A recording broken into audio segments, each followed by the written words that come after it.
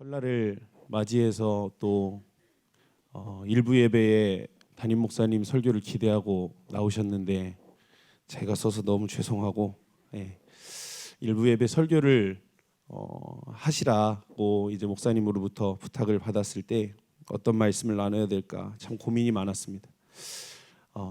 새해에 또 설날에 어떤 은혜를 성도들과 함께 나누면 참 좋을까 고민을 하다가 두 가지 기준으로 말씀을 정했습니다. 첫 번째로는 가장 먼저 내가 들어야 될 말씀이 무엇인가를 고민을 했고, 두 번째로 오늘 만약에 마지막으로 내가 설교를 한다면 성도님들께 어떤 말씀을 나눠야 될까를 고민을 하다가 오늘 로마서 14장 7절 8절 본문을 선택했습니다. 오늘 이 말씀을 통해서 주님이 크신 은혜와 회복의 은혜가 우리 가운데 있기를 간절히 소원합니다. 여러분 혹시 오노다 히로라는 사람에 대해서 들어본 적 있습니까? 오노다 히로, 참 생소한 이름이죠. 오노다 히로. 이 사람은 어떤 사람이냐면 세계 2차 대전에 참전을 했던 일본군 정보 장교였습니다. 1944년에 겨울에 일본의 명령에 의해서 필리핀의 루방이라는 섬이 있대요. 근데 이 루방이라는 섬에 부대원 250명과 파병이 된 일본군 정보 장교입니다.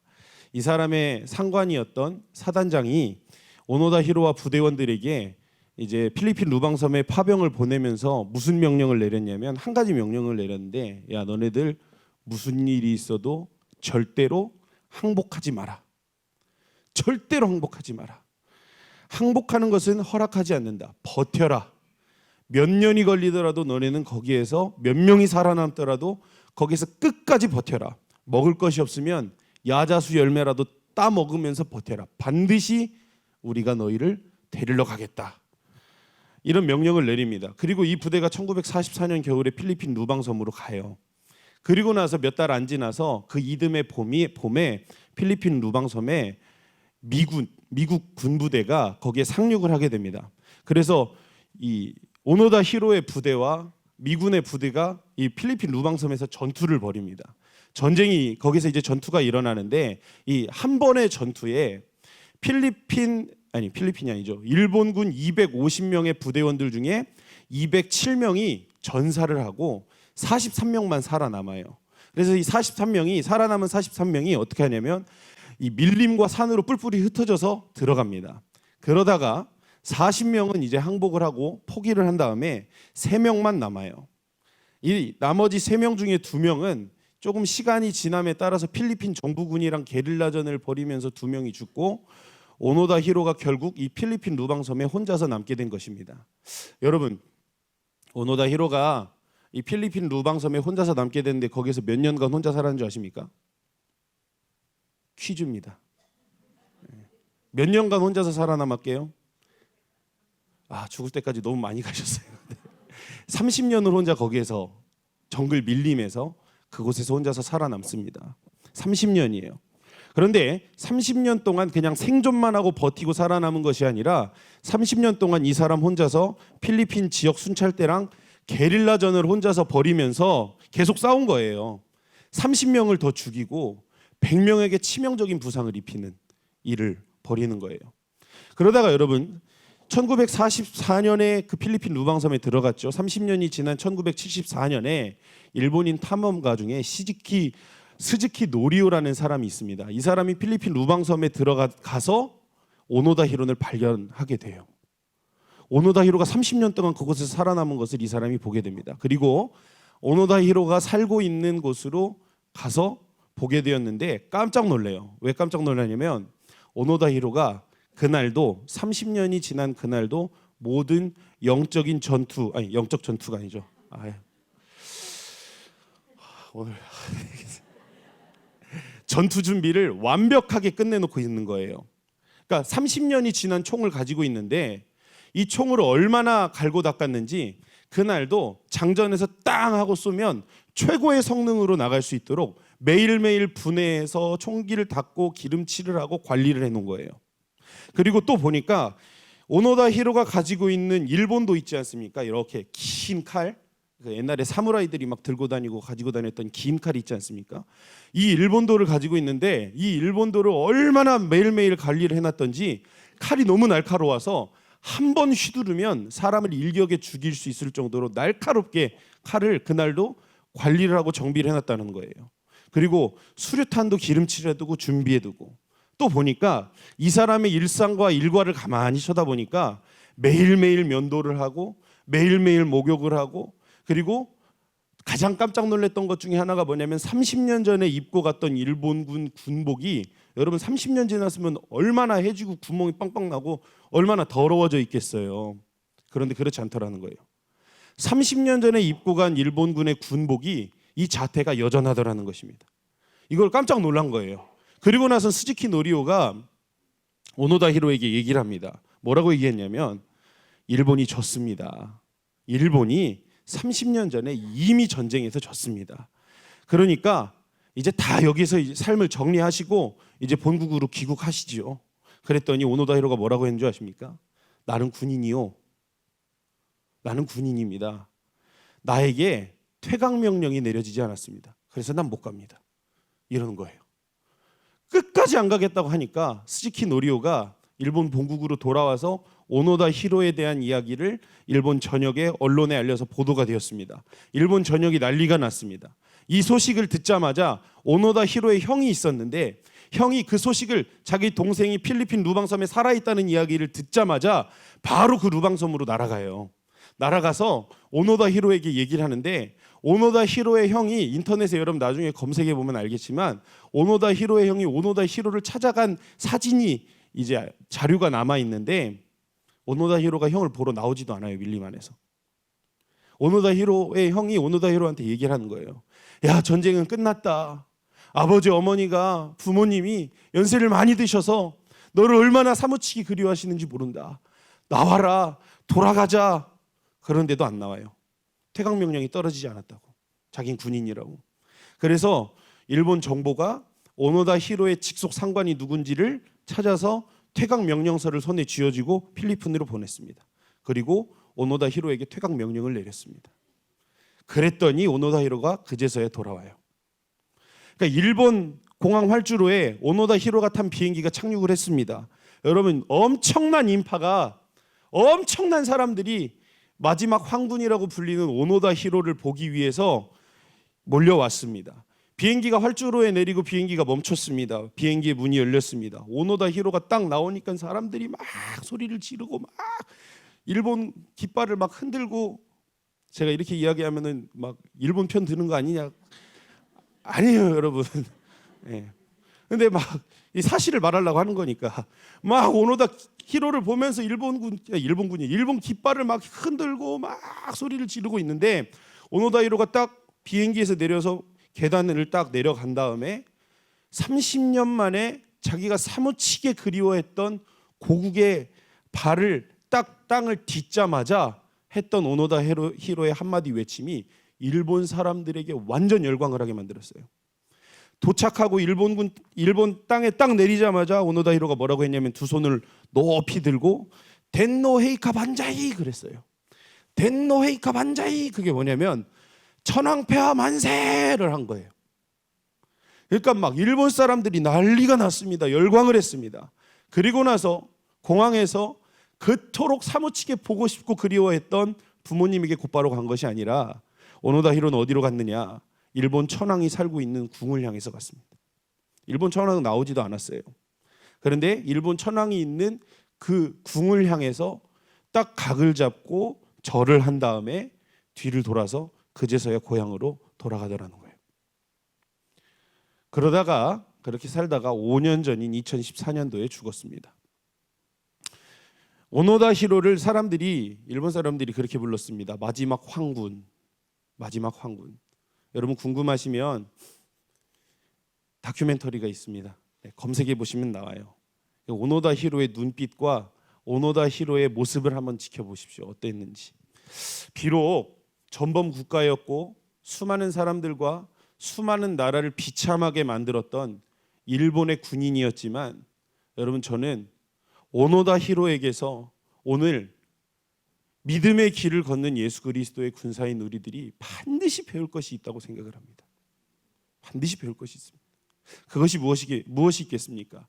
자기 조국과 자기의 왕을 위한 충성심, 철두철미하게 긴장감을 풀지 않는 이 전투태세, 준비됨, 다른 수많은 유혹과 수많은 이야기들, 수많은 소문들 앞에서 흔들리지 않는 퇴각 명령서를 나에게 주어야 나는 움직인다고 말하는 군인으로서의 굳은 기계, 자기를 움직일 수 있는 것은 오직 자기를 움직일 수 있는 것은 나라의 명령뿐이라는 투철하고 절대적인 군인 정신, 이런 것들을 우리가 마지막 황군이라고 불린 오노다 히로에게서 배울 수 있지 않겠습니까? 다시 말해서 오노다 히로에게서 배울 수 있는 한 단어, 바로 충성이라는 것입니다. 충성이 무엇인지를 우리는 오노다 히로에게서 배울 수 있다는 것입니다. 그런데 여러분, 참 안타깝게도 오노다 히로는 참 대단한 사람이었지만 정말 안타깝게 자신의 하나뿐인 충성을 누구에게 바쳐야 될지를, 가장 중요한 이 충성을 바쳐야 될 주소를 잘못 짚고 있었다는 것입니다. 멋진 사람입니다. 그러나 너무 안타까운 사람입니다. 저는 오노다 히로를 보면서 생각하면서 늘 제 자신을 점검하고 이것을 생각합니다. 이 사람, 이 오노다 히로의 나라를 향한 충성과 이 기계를 보면서 나는 내 주님의 이름을 향한, 내 주님의 나라를 향한, 내 주님의 이 거룩한 복음을 향한 나의 충성, 내 마음 어떤가? 나는 어떤가? 나는 주님 나라를 위해 매일매일 영적 전투 준비를 하고 있는가? 나의 총을 정비하고 있는가? 나의 칼을 갈아놓고 있는가? 나의 수류탄에 기름칠을 해놓고 있는가? 영원한 주님의 나라를 향한 내 충성과 영원한 주님의 이름을 향한 절대적인 복종의 마음이, 나의 하루의 삶이 이미 망해버린 나라를 향한 한 사람의 충성보다 못하다면, 영원한 나라를 유업으로, 영원한 나라를 나에게 소유로 주신 이 주님의 이 영원한 것들이, 영원한 것을 향한 나의 목마름과 나의 준비됨이 오노다 히로의 일본을 향한 그 마음보다 못하다면 나는 주님 앞에 무슨 말을 할 수 있을까 하는 것을 생각해 봅니다. 사랑하는 여러분, 저는 그렇게 생각해요. 이 시대에는 이런 그리스도인들이 필요합니다. 이런 그리스도인들이 너무너무 절대적으로 필요합니다. 마지막 때에 하나님 나라에는 이런 사람들이, 이런 그리스도인들이 필요합니다. 어떤 그리스도인들입니까? 주님을 내 인생의 성공 발판으로 삼는 것이 아니라 예수 믿으면 잘 되더라, 예수 믿으면 형통한다더라, 아니요, 주님을 내 소원 성취해주는 램프의 요정 같은 것으로 생각하는 것이 아니라 내 주님 나라와 주님의 이름과 내 주님의 복음을 위한 생명을 다 바치는 충성을 다한 그리스도인들, 마지막 때에는 이런 사람들이 하나님 나라에 너무너무 필요하다는 것입니다. 그러나 여러분, 시대가 지나면 지날수록, 교회 안에 세대 교체가 이루어지면 이루어질수록 더욱 이런 그리스도인들을 찾아보기 힘든 것이 가슴 아픈 오늘의 안타까운 현실이라는 것입니다. 여러분, 예전에는 한 15년 전, 20년 전만 해도 성전에 밤마다 여러분 집으로 돌아가시지 않고 성전이 아버지 집이라고 생각을 하면서, 이 옛날에는 다 장의자 있었잖아요, 교회에. 지금도 물론 장의자 있는 교회들이 있지만 장의자에 불편한 쪽잠을 자가면서 성전에서 밤을 매일매일 거기에서 밤을 지새우고 기도하시면서 쪽잠 주무시면서 성전을 지키고 기도하시는 어른들이, 여러분, 제가 20년 전, 15년 전만 해도 성전 안에 굉장히 많이 보였습니다. 많이 보였어요. 그런데 세월이 지나고 그런 어른들이 한 분 한 분 소천하셔서 하나님 나라로 돌아가시고 시간이 지나면서 다음 세대로 세대 교체가 이루어질수록 이런 사람들을 점점 시간이 지날수록 눈 씻고 찾아보기 힘든 시대라는 것입니다. 여러분, 그렇지 않습니까? 저는 지금까지 청년 사역, 이런 다음 세대의 사역들을 해왔지만, 이런 사역을 하면서 그렇게 매일매일 성전에서 밤에 잠을 자가면서 철야를 하는 청년들을 제가 거의 보질 못했어요. 왜 그렇습니까? 이유는 한 가지예요. 왜 이런 사람들이 점점 없어지고 있습니까? 이유는 한 가지예요. 믿음의 내용이 달라지고 있기 때문에 그런 것입니다. 이 시대의 신앙의 내용이 달라지고 있는 것이기 때문입니다. 어떻게 달라졌습니까? 교회 안에 그리스도인들이 끊임없이 나를 추구하는 신앙을 추구하기 때문에 그런 것입니다. 신앙의 내용도 기도의 이유도 섬김의 목적도 마찬가지라는 거예요. 나를 위한 믿음, 나를 위한 신앙, 하나님보다 내가 우선이 되어버린 오늘 우리가 살아가는 이 시대는 충성을 잃어버린 시대인 것입니다. 그러나 여러분, 오늘 본문에서는 이 문제에 대해서 정확하게 고발해 주는 거예요. 믿음의 목적, 믿음의 내용이 나를 위한 것이 아니라는 것입니다. 신앙이라는 것은 나를 추구하는 것이 신앙이 아니라는 것을 오늘 사도 바울이 로마서 본문을 통해서 우리에게 가르쳐 주는 것입니다. 그러면서 믿는 사람들이 진짜 고백해야 될 정확한 고백이 무엇인지를, 믿는 사람들이 살아야 될 정확한 삶을 우리에게 정확하게 짚어서 가르쳐 줍니다. 이것을 한번 생각해 보자는 거예요. 정말 믿음이라는 것이 무엇인가? 신앙이라는 것이 무엇인가? 그리스도인들은 어떤 삶을 살아가는 사람들인가 하는 것을 사도 바울이 이 두 절을 통해서 우리에게 정확하게 가르쳐주고 있습니다. 본문 말씀 7절 우리 다시 한 번만 읽어보겠습니다. 본문 말씀 7절 한번 다시 한번 읽어보겠습니다. 시작. 우리 중에 누구든지 자기를 위하여 사는 자가 없고 자기를 위하여 죽는 자도 없도다. 그럽니다. 7절 초반에 뭐라고 말합니까? 우리 중에 라고 말해요. 우리 중에, 우리 가운데서, 이게 누구입니까? 사도 바울이 우리라는 단어를 사용했는데 이 우리가 누구를 말하는 것입니까? 사도 바울과 로마에 있는 성도들, 다시 말해서 예수를 믿는 그리스도인들, 그리스도인들은 분명한 특징이 있는데 그것이 무엇이냐? 그리스도인들은 그 누구도 자기만을 위하여 사는 사람 없다. 자기만을 위해 죽는 사람 없다. 이것이 진정한 그리스도인이다 하는 것입니다. 우리 한번 따라해 주시겠습니까? 그리스도인은 자기만을 위해 살지 않는다. 다시 한번, 그리스도인은 자기만을 위해 죽지 않는다. 그렇습니다. 진정한 그리스도인은 어떤 사람입니까? 자기만을 위해 사는 사람이 아니라는 거예요. 생각해 보십시오. 우리가 예수 믿기 이전에는 어땠습니까? 어떤 삶을 살았습니까? 모든 것이 자기 자신, 나를 위한 삶이었어요. 삶의 의미, 모든 것이 나를 위한 것들이었습니다. 그래서 주변에 관계 맺는 모든 영역들도, 친구들도 다 나를 위해 친구 관계를 맺고, 심지어 이미 주어진 가족 관계도 나를 중심으로 내 중심적인 관계 형성을 계속 이루며 살았다는 거예요. 직장을 구하는 것도 어땠습니까? 당연하죠. 나를 위해서 직장을 구하는 것도 이건 당연한 것 아닙니까? 모든 것이 다 나를 위한 삶이었습니다. 그것이 예수 믿기 이전에 우리의 삶의 목적이고 그것이 우리의 삶의 모습이었다는 거예요. 근데 사랑하는 여러분, 성경이 우리에게 말하는 죄가 무엇인지를 알아야 돼요. 죄. 여러분, 성경이 우리에게 말하는 죄가 무엇인지 아십니까? 죄.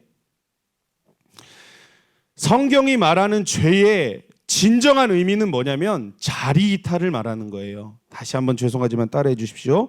죄의 본질은 자리 이탈이다. 네. 제가 왜 자꾸 따라하라고 하신 줄 아십니까? 이 아침에도 말씀 앞에서 자꾸 이 내려가는 눈을 자꾸 지켜오려고 하시는 분들이 있으셔서, 네. 성경이 말하는 죄의 본질, 죄의 의미는 무엇이냐면 자리 이탈이라는 것입니다. 그러니까 내가 있어야 될 자리가 있는데 그 자리에서 벗어난 거예요. 이게 죄의 본질이에요. 이게 죄의, 진짜 성경이 말하는 죄의 의미예요. 그래서 창세기 3장에 보면 창세기 3장 8절로 이렇게 말씀이 시작되는데 뭐라고 얘기하냐면, 한번 제가 읽어볼게요. 그들이 그날 바람이 불매 동산에 거니시는 여호와 하나님의 소리를 듣고 아담과 그의 아내가 여호와 하나님의 낯을 피하여 동산 나무 사이에 숨은지라. 여호와 하나님이 아담을 부르시며 그에게 이르시되 내가 어디 있느냐. 이르되 내가 동산에서 하나님의 소리를 듣고 내가 벗었으므로 두려워하여 숨었나이다. 그럽니다. 이게 이제 인간이 가장 처음 죄를 범한 내용 아닙니까? 아담과 하와가 하나님이 먹지 말라고 하신 선악을 알게 하는 나무의 열매를 따 먹고 나서 그 다음 장면인 거예요. 하나님이 동산에 거니시면서 아담을 찾으세요.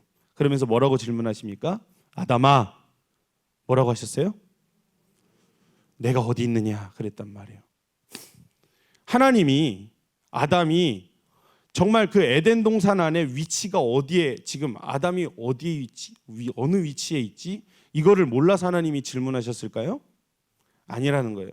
아담아, 네가 지금 있어야 될 자리가 있는데 네가 거기서 벗어났다. 이걸 말씀하시는 거예요. 네 지금 어디에 있느냐 너가.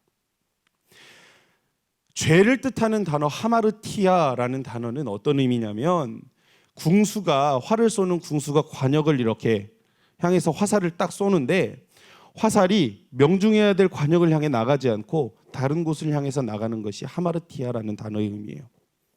있어야 될 자리에서 벗어난 것, 이것이 죄라는 것입니다. 다시 말해서 죄의 진정한 의미는 무엇이냐? 죄의 진정한 의미는 무엇이냐? 우리 인생들의 주인의 자리에 누가 계셔야 됩니까? 하나님이 계셔야 돼요.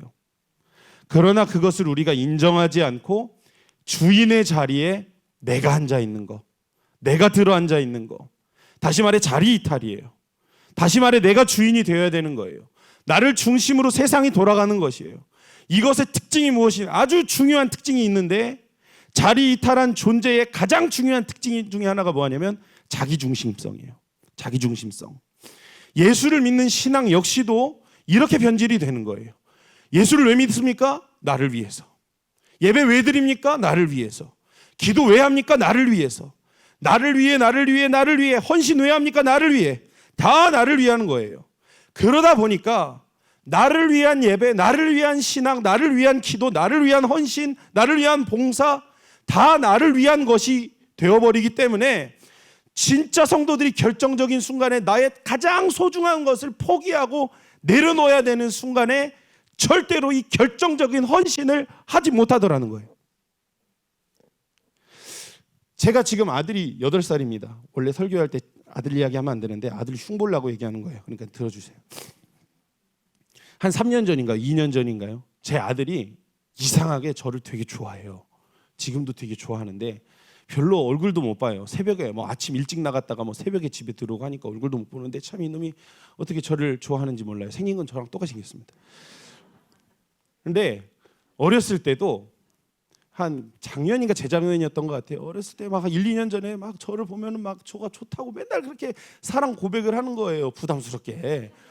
아빠 너무 좋아요. 막 그러면서 이렇게 갑자기 끌어안고 아빠 몸에서 나는 냄새가 너무 좋아요. 막 몸에서 땀 냄새밖에 안 날 텐데 막 그러고. 근데 이제 어느 날 이 얘가 이제 발이 커가지고 엄마가 신발을 사줬습니다.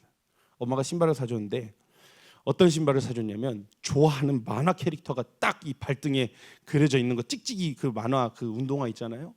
그거를 엄마가 사줬는데 거실에서 딱 그거를 까면서 막 이야 하면서 엄청 좋아하는 거예요. 막 이야 막 자기 막 운동화 이거 좋아하는 운동화 생겼다고 막 환호를 지르고 막 가는 소리가 제 방에서 다 들렸어요. 그래가지고 그런 생각이 들었습니다. 저 순간에도 과연 나를 좋아한다고 할까? 그래서 야 거실로 나가가지고 야 너 이거 좋아? 그랬더니 엄청 좋대요. 막 너무 좋대요. 막 끌어안고 있어요. 운동화를 막. 그러냐? 그 아빠 주면 안 돼?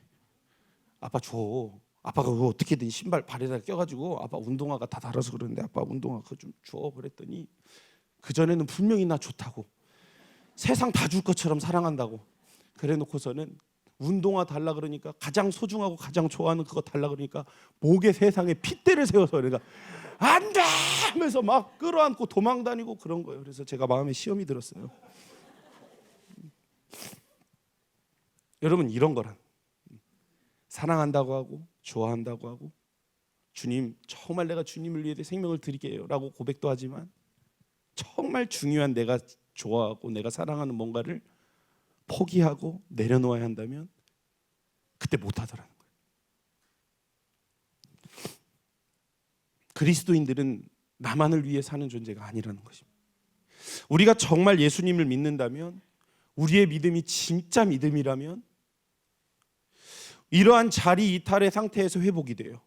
어떻게 회복이 됩니까? 탄생부터 자기중심적이었던 죄인인 내가 예수 그리스도를 믿는다는 것은 이런 죄장아치라고 말하더라고요. 죄장아치 아주 죄에 찌들어가지고 나만 아는 이 죄장아치인 내가 아예 십자가에서 죽음으로 처리가 돼버리는 거예요. 예수 그리스도의 죽으심과 함께 나도 함께 죽어버리는 거예요. 그래서 이 죄인인 본질인 나도 죽어버리는 것입니다. 그리고 그 안에 갈라디아서 2장 20절에 뭐라고 합니까? 내가 그리스도와 함께 십자가에 못 박혔나니 그런즉 이제는 내가 사는 것 아니고 우리 안에 누가 사신다고요? 예수 그리스도께서 사신다고요. 그 예수 그리스도가 어떤 분이십니까? 하늘의 모든 영광과 하늘의 모든 특권을 버리시고 낮고 낮은 천한 이 땅에 사람의 몸을 입고 오셔서 자신의 모든 것들을 물과 피를 다 쏟으시고 우리 모두를 위하여 죽으신, 결코 자기 자신만을 위하여 살지 않으신 예수 그리스도가 우리 안에 사시더라는 것입니다. 그래서 예수를 믿게 되면 이것이 진정한 회심이었고 예수님을 우리가 정말로 영접했다면, 그래서 내가 진정한 그리스도인이 되었다면 분명한 특징, 진정한 그리스도인들은 그 누구도 자기만을 위해 사는 사람 없다는 것입니다. 사랑하는 여러분, 오늘 이 사실을 점검해 보셔야 돼요. 점검해 보셔야 돼요. 아직도 내 고집 하나 꺾지 못하고 내 안에 올라오는 자 하나 꺾지 못하고 내 성질 하나 버리지 못하고 자존심 상하면 그거 어떻게든 나 자존심 상하게 한 사람 어떻게든 꺾으려고 그러고 이기려고 그러고 안 된다는 거예요. 끊임없이 고집스러운 나를 위한 삶만을 내가 살고 있다면 우리는 이 질문해 봐야 돼요. 나 믿음 진짜인가? 내 안에 정말 예수 그리스도가 사시는가? 여러분, 그리스도인은 절대로 나만을 위해 살지 않습니다. 아멘? 다시 한번 강조합니다. 진정한 그리스도인은 나만을 위해 살지 않는다.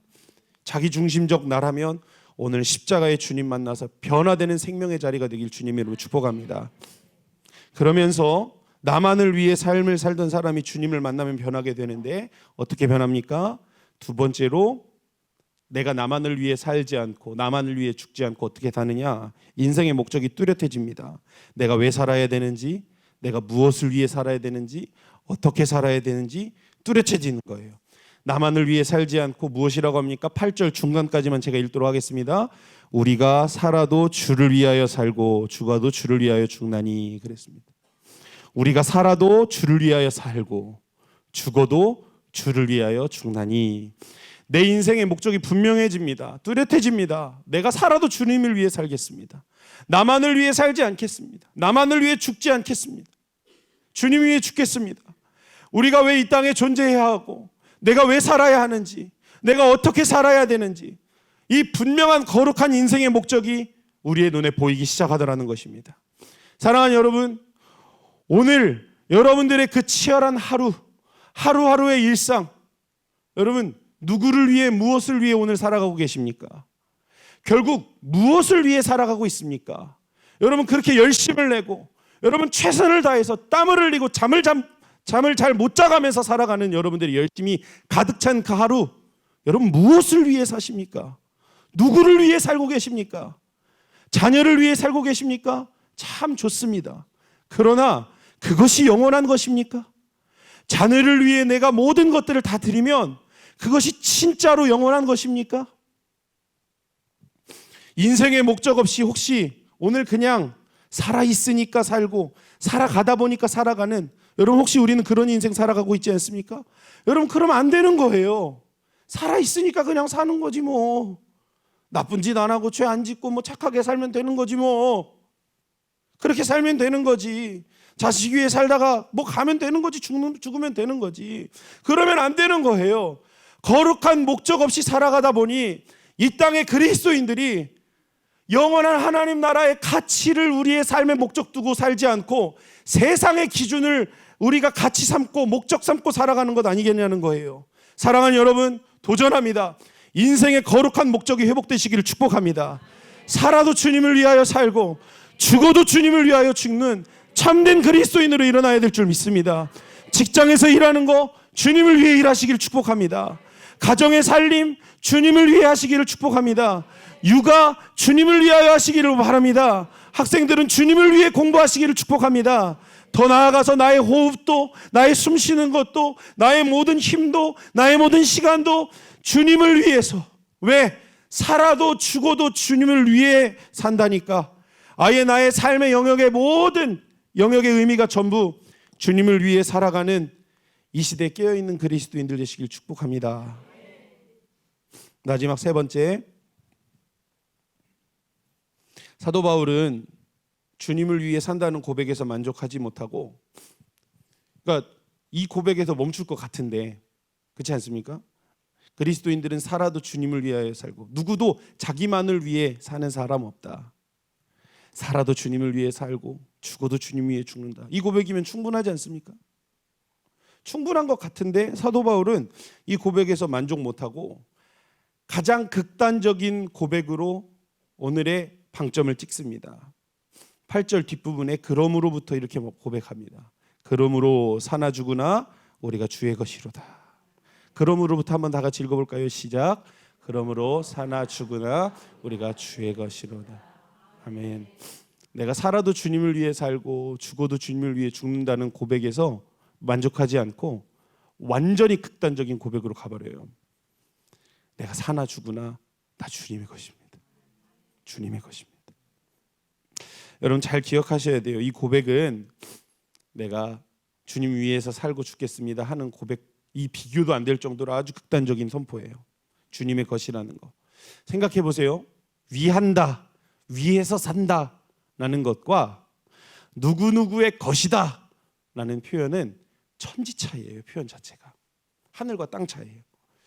누구를 위해 산다는 것은 내 결정이니까 언제든지 내 의견에 따라 내 결정을 바꿀 수 있는 것입니다. 이렇게 생각해 보면 좋을 것 같아요.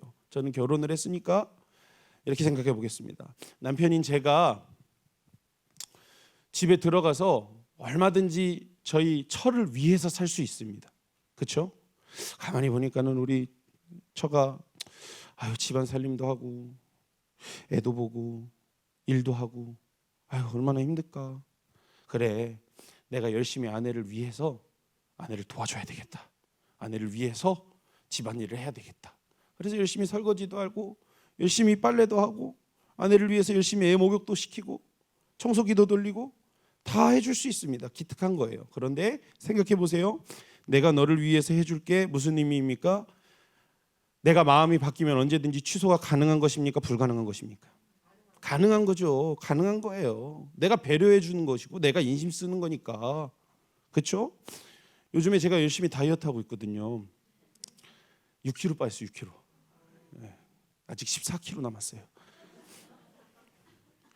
근데 열심히 다이어트를 하고 있는데 내 딴에는 최선을 다해서 다이어트를 하고 있는데, 예를 들어서 열심히 내가 뭐 이렇게 좀 뭐를 너무 출출해서 허기져서 주워 먹고 있는데 갑자기 와이프가, 저희 처가, 여보 그거 그렇게 먹으면 되겠어요? 배가 더 나왔어 요즘에. 그러면은 콱, 저 같은 경우에 마음에 콱 실족이 찾아와요. 막 특별히 배에 관한 이야기하면은 아주 내가 예민해져요. 막 신경질도 나고. 그럼 뭐 내가 열심히 집안일, 내가 너를 위해서, 내가 당신을 위해서 열심히 하겠다라고 마음 먹었다가 배 나왔다는 얘기 팍 듣고 마음 상하면은 그 다음부터 집안일 할까요, 안 할까요? 안 한다니까요. 이게 누구를 위해서 하는 거예요. 그것의 특징인 거예요. 그렇죠? 이게서 위해서 사는 거예요. 그런데 누구누구의 것이라는 표현은 상황이 아주 이게 상당히 험악하고 흉악한 거예요. 만약에 제가 우리 와이프의 것이라면, 제가 와이프의 것, 제가 와이프의 소유라면 제 의견, 내 기분, 내 상황 하나 필요 없습니다. 남편으로서 배려하고자 하는 마음, 그런 거 필요 없어요. 그냥 다 그냥 와이프의 마음인 거예요. 예를 들어 이렇게 생각해 볼게요. 열심히 교회에서 사역을 하고 고생했으니까 막 열심히 막 마가의 다락방에서 장작도 패고 주차도 하고 막, 그래서 오늘 너무 힘들다, 기력 딸리니까 치킨이나 시켜 먹어야지 라고 해서 열심히 하루 종일 일하고 사역자들이랑 둘러앉아서 치킨 먹으려고 이제 딱 배달이 왔어요. 이제 막 그 결정적인 순간, 이제 딱 치킨을 먹어야 되는 딱 그 순간에 갑자기 와이프, 나의 주인인 와이프에게 전화가 왔습니다. 전화가 왔어요. 먹으려고 닭다리 딱 들고 이제 먹으려고 딱 하는데 전화가 왔어요. 불길한 전화죠. 근데 누구누구의 것이면 받아야 됩니까? 안 받아야 됩니까? 받아야 돼요. 받는 거에서부터 출발이 잘못됐어요. 받았어요. 집안에 딱 전화 온 와이프가 그런 얘기하는 거예요. 여보, 집에 와서 5분 내로 뛰어와가지고 5분 내로 집에 있는 설거지 좀 해요. 그러면 여러분 가야 돼요, 안 가야 돼요? 가야 돼요. 내가 오늘 하루 종일 도끼질하고 내가 오늘 하루 종일 주차하고 나 오늘 저녁 집회 찬양 인도도 하고 나 너무 피곤해서 닭다리 하나 먹으려고 그러는데, 이런 핑계가 될까요, 안 될까요? 누구누구를 위해서 한다는 것은 충분히 그 얘기할 수 있지만 누구누구의 것은 말할 수 없는 거예요. 오라 그러면 가야 돼요. 하라 그러면 해야 돼요. 이게 누구누구의 것이라는 의미입니다. 사도 바울이 오늘 하나님과 자신과의 관계를 그렇게 설정했습니다. 그래서 로마서 1장에 보면 로마교회 성도들에게 자기 자신을 뭐라고 소개를 하냐면 이렇게 소개합니다. 그리스도의 종 나 바울은. 이 종이라는 말이 우리가 생각하는 머슴의 개념이 아니에요. 종은 노예를 말하는 거예요. 이 머슴과 노예의 차이가 너무 크다는 거 여러분 아십니까? 노예는 인권이 없어요. 노예는 그냥 때리면 맞아야 돼요. 물론 머슴도 그랬겠지만 주인과의 소통 이런 거 없어요. 그냥 예전에 노예는 짐승과 다를 게 없는 존재였습니다. 자기 자신이 자처해서 나는 하나님의 노예입니다 이렇게 얘기한 거예요. 네, 하나님의 것입니다. 다시 말해서 사도 바울은 이런 고백인 거예요. 하나님 앞에 내 의견 없습니다. 하나님 앞에 내 의지 없습니다. 하나님 앞에 내 계획도 다 내려놓습니다. 하나님, 내가 원하고 내가 하고 싶었던 나의 뜻 다 내려놓습니다. 하나님, 내 감정도, 하나님 물론 나에게 나의 감정을 배려해 주시지만, 이해해 주시지만, 하나님, 나는 하나님 앞에서 내 감정 나에게 중요하지 않습니다. 하나님, 나는 당신의 것입니다. 당신의 뜻대로 순종하고 당신의 뜻대로 살아가겠습니다. 이런 극단적인, 아주 극도로 극단적인 고백이라는 거예요. 이런 사람에게서 나타나는 한 가지 반응, 그것이 무엇인 줄 아십니까? 오직 충성이라는 거예요. 이때 충성이라는 단어를 사용하는 거예요. 아멘? 진정한 그리스도인이 누구인 줄 아십니까? 사도 바울이 이해한 진정한 그리스도인이 누구인 줄 아십니까? 저는 그렇게 생각합니다. 주님을 위해서 사는 것도 좋은데 그것으로 만족 못하는 거예요. 그것을 넘어서 주님의 것인 존재들인 거예요. 주님이 나의 주인이신 거예요. 나의 인생의 주인이 내가 아니라 주님이신 거예요. 그래서 주님께서 너 용서해 라고 말씀하시면 이게 내 감정과 내 상황과 내 마음으로는 용서가 안 돼요. 어떻게 용서를 해요? 나에게 그렇게 아픔과 상처를 준 사람 어떻게 용서해요? 그런데 내 감정 중요하지 않아요. 내 상황 중요하지 않아요. 우리 주인이신 주님이 용서하라고 하시니까 가서 용서하는 거예요. 너 사랑해라. 너 사랑해라 하나님 말씀하시면 사랑 못해요. 어떻게 그 사람 사랑해요? 그런데 가서 사랑한다고. 가서 섬기는 거예요. 너 희생해라. 하나님 하시면 절대로 안 돼요. 내 상황으로는 지금 희생과 헌신 안 돼요. 그런데 가서 피를 흘리는 거예요. 섬겨라. 이거 죽어라 섬기는 거예요. 내 의견 없어요. 주님의 의지만 있는 거예요. 우리의 삶의 모든 영역이 그렇게 살아가는 것입니다. 수많은 사람들이 이 시대에 한국교회가 위기라고 말을 합니다. 왜 위기냐? 왜 위기입니까? 라고 물어보면 수치를 말해요. 수가 줄었다. 교인들이 수가 줄었다. 교회가 문을 닫는다. 그래서 위기다. 아니요. 저는 한국교회의 위기를 그런 수 따위로 진단하고 싶지 않아요. 그것은 부흥에 대한 잘못된 기준이에요. 그러나 저는 지금 이 시대의 한국교회가 분명한 위기라고 생각합니다. 왜? 이런 충성을 다하는 하나님 앞에 자신의 삶과 자신의 감정까지도 다 내려놓고 생명을 거는 그리스도인들이 시간이 지남에 따라서 세대 교체가 이루어짐에 따라서 이런 그리스도인들을 점점 찾아보기가 힘든 시대이기 때문에 그런 것입니다. 특별히 다음 세대들 가운데서 이런 절대적 충성으로 살아가는 그리스도인들이 너무너무 희귀해져 버렸습니다. 십자가의 길을 걸어가는 사랑하는 성도 여러분들, 권면드립니다. 다른 사람 생각할 것 없이 지금 이 자리에 이 말씀 앞에선 우리 모두가 그런 믿음의 사람이 되어야 될 줄 믿습니다. 내 모든 것이 주님의 것임을 인정하고 오직 충성으로 이 시대를 살아가는 거룩한 성도들, 여러분 이렇게 믿음으로 살아가는 것, 이렇게 하나님 나라의 관점으로 세상 나라 가운데서 살아가는 것, 이 세상 사람들이 보기에는 바보 같다 그러고 멍청하다 그러고 미련하다 그러고 야 자존심도 없네, 야 멍청하게 사네, 벨도 없네, 저거는 감정도 없나 보네, 그렇지라도 미련해 보일지라도 여러분 이거 결코 불행한 것이 아닙니다. 가장 의미 있고 가장 가치 있고 가장 행복하게 우리의 삶을 살아가는 것입니다. 사랑하는 여러분, 말씀 마치겠습니다. 제가 이 본문을 준비하면서 제가 왜 이 말씀을 준비했느냐, 제 마음이 요즘에 많이 이렇게 충성을 잃어가는 것 같아서 많은 것들을 조건적으로 계산하고 하나님 앞에 참 그 이전에 이야기를 하는 건 참 부끄러운 얘기지만 나 예전에는 참 그렇게 물에도 불에도 겁도 없이 뛰어들 줄 알았는데 이제는 따지는 게 많고 계산하는 게 너무 많아지는 것이 저의 모습이라는 것을 확인하면서 이 본문을 선택했습니다. 그러면서 이 본문을 준비하면서 한 성도가 생각이 났습니다. 잘 아실 거예요. 잘 아실 수도 있고 모르실 수도 있는데 마가의 다락방에 다니셨던 수천하신 한 성도님이 갑자기 이 본문을 준비하면서 생각이 났습니다. 참 불우한 인생을 사셨던 어른입니다. 여자 성도님이신데 돌아가셨어요. 오랜 시간 남편의 심한 구타 가운데에서 살았고 찢어지게 가난했습니다. 언젠가는 이 성도님이 다락방에 올라왔는데 눈을 누군가에게 맞아서 눈이 막 퉁퉁 부었고 한 손이 부러졌는지 손에 깁스를 하고 올라오셨어요. 나이가 많으신 어른 성도님이. 아니나 다를까 남편의 폭력이었습니다. 되게 기가 막힌 건 뭔지 아십니까? 그렇게 허구한 날 때리고 폭력을 가하는 남편이 마가의 다락방에 하루도 빠지지 않고 올라오시는 분이었습니다. 그분도 돌아가셨어요. 그러니까 이 내외가 얼마나 오랜 시간 동안 불행한 인생을 살아왔는지 모르겠습니다. 그런데 이분은 굉장히 독특했던 것이 무엇이냐면 기도원에서 무슨 일이 있습니다, 뭐가 있습니다 그러면 소리 소문 없이 올라와서 진짜 이 어른이 뼈가 빠질 정도로 헌신을 하시는 거예요.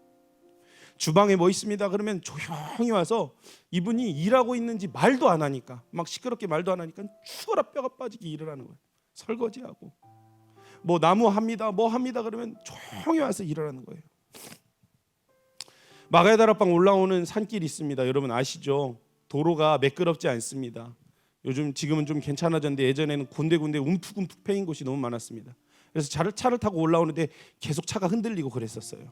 근데 차가 이분이 올라오다가 걸어 올라오면서 보면 이 도로가 움푹움푹 패인 데가 있으면 길을 메꾸는데 사람들이 다 다니는 시간에 하지 않고 사람들이 아무도 다니지 않는 새벽 시간에 유모차에다가 돌을 거기에다가 실어서 그거를 끌고 올라오면서 파인 이 도로를 돌로 메꾸는 분이었어요. 그러다가 차가 올라오면 이 올라오는 길에 왼쪽 부분에 보면 이렇게 이 밭으로 향하는 이 비탈이 있지 않습니까? 거기로 몸을 이렇게 숨기고 숨어있던 분이었어요. 대단한 분이었습니다. 이분이 어느 날 박보영 목사님께 찾아와서 사정을 하면서 그런 부탁하더래요. 목사님 진짜 간절한 부탁이 있습니다. 간절한 부탁이 있습니다. 그러니까 목사님이 아이고 그럼 무슨 부탁이시냐고, 뭔가를 또 달라 그러실까 뭐 이런 생각을 하셨겠죠. 그랬더니 이 성도님이 하시는 말씀이 목사님 제가 정말 간절한 부탁이 있는데 제가 목사님 설교 들으니까 어떤 여자 성도님이 완전히 이제 눈이 실명되어져 가고 있다고 하는데 그래서 목사님 제 눈 뽑아가지고 그분한테 좀 주면 안 되겠느냐고, 제 눈을 뽑아서 그분한테 좀 주면 안 되겠느냐고. 이게 그냥 잘 보이려고 하는 얘기가 아니라 이분의 진심인 거예요. 자기 눈 좀 뽑아달라고 그분한테. 그러니까 목사님이 당황해가지고 성도님 이거 이렇게 눈을 뽑아주고 싶다 그래서 눈을 뽑아서 줄 수 있는 게 아니라고, 그렇게 할 수 있는 게 아니라고 그랬더니 이분이 간절하게 부탁을 하더래요. 목사님 제가 다 늙어서 다른 것은 시원찮은데 눈은 잘 보여요. 그러니까 내 눈 좀 뽑아서 주십시오. 내 눈 뽑아서 주세요. 어느 날인가 아마 우리 담임 목사님이었던 것 같아요. 우리 목사님께서 다락방에 올라가서 가만히 이렇게 보니까 이 여자 성도님의 얼굴이 비정상적으로 노랗고 샛노랗고 병색이 너무 완연해서 병원에 이 사람 빨리 데려가야 되겠다, 이분 빨리 데려가야 되겠다 싶은 상황이 왔더래요. 급하게. 그래서 성도님 얼굴이 너무 안 좋아요. 무슨 일이 일어날 것 같아요. 지금 빨리 병원 응급실로 가셔야 될 것 같아요. 그랬더니 이분이 자꾸 가기를 주저하더래요. 마가의 다락방에서. 성도님 빨리 가셔야 한다니까요. 빨리 가셔야 돼요. 지금 큰일 나요. 그랬더니 이 성도님이 뭐라 그러냐면 제가 가겠는데 나 마가의 다락방 계단 한 번만 다 쓸고 가게 해달라고 그러더라는 거예요. 이게 진짜 이 두 손 두 발 다쓸 수밖에 없는 분이었습니다. 진단받기를 가난 말기였습니다.